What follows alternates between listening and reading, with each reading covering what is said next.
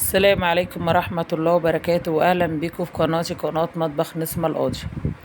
النهاردة يا حبايبي هنعمل مع بعض كده زي ما انتوا شايفين الكبدة.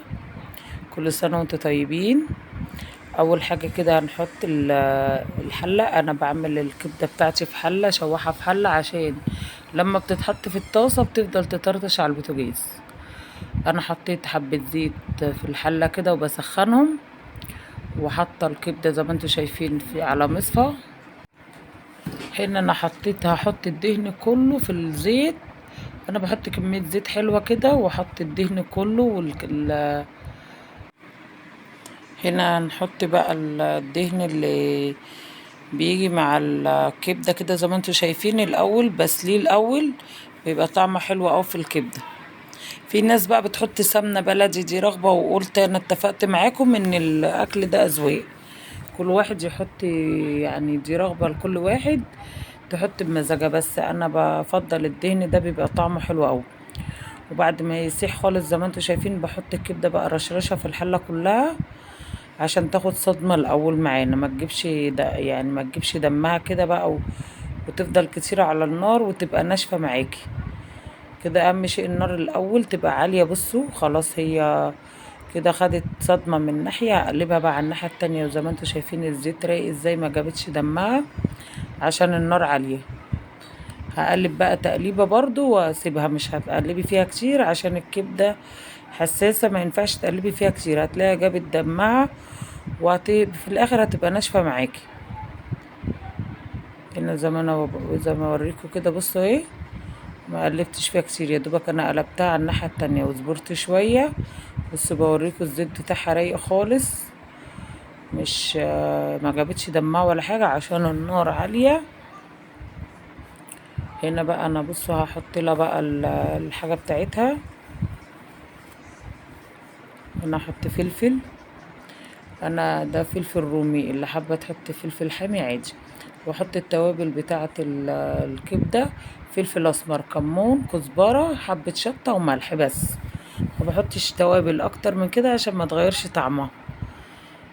هي التوابل ديت بتاعه الكبده وبتبقى بتخلي طعمها حلو وجميل وما بتبقاش بهارات زياده معاكي. هنا نشوحها شويه. وهنا بقى بصوا انا هوطي النار. هنا بقى النار هنا توطى شويه عشان الكبده تستوي براحتها. هنحط فص توم مفروم بس كده في النص، انا وسعت له مكان، ونشوحه بقى شويه ونقلبه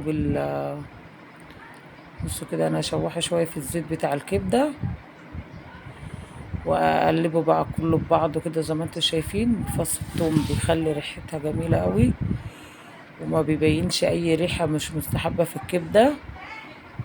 وفي الاخر خالص بقى، يعني في الاخر كده اخر يعني كام ثانيه كده بروح حاطه معلقه خل صغيره كده زي ما انتم شايفين، بيخلي ريحتها بقى ايه وطعمها، وبيبقى بقى عامله زي ريحه الكبده بتاعت المحلات بالظبط.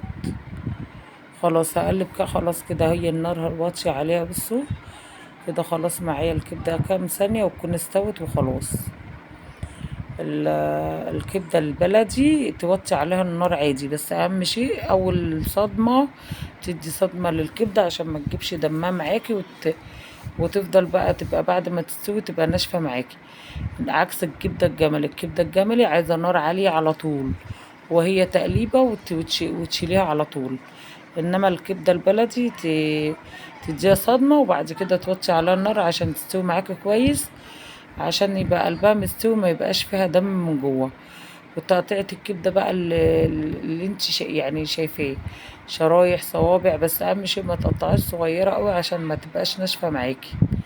هنا الكبده استوت وانا غرفتها.